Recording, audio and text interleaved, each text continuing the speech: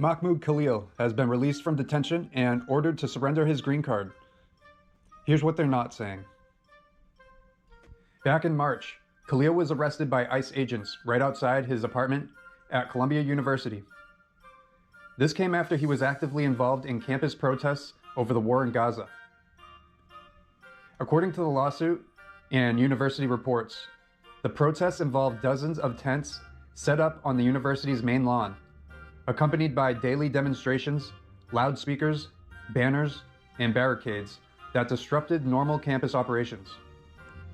Some students, faculty, and staff reported feeling unsafe and intimidated. Jewish student groups in particular expressed that the protests created a hostile campus environment, leading some to avoid certain areas of campus or miss classes. Khalil is described in the lawsuit as the primary spokesperson and negotiator for Quad. He presented a list of demands to the university officials.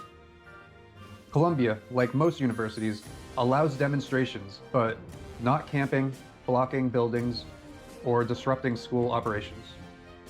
On March 5, 2025, during a sit-in at Bernard College's Milstein Library, protesters wearing masks, including Quad members, stormed the lobby at around 1 p.m., refusing to leave when warned. Once inside, they passed out flyers copyrighted by the Hamas Media Office, which presented Hamas's justification for the October 7 attacks on Israel. And then it gets worse. The Trump administration isn't only going after Khalil over his activism. They're also accusing him of immigration fraud, saying he left out key information on his green card application. Homeland Security says he willfully misrepresented facts to get his legal status. Fast forward to June. Federal Judge Michael Farbiars says it's highly unusual to be seeking detention of a petitioner, given the factual record of today. He continued that the government had not met the legal standard to keep him detained. Khalil was released under strict conditions.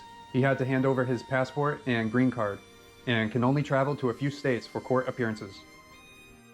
Khalil's case is now tied to 3 major legal battles.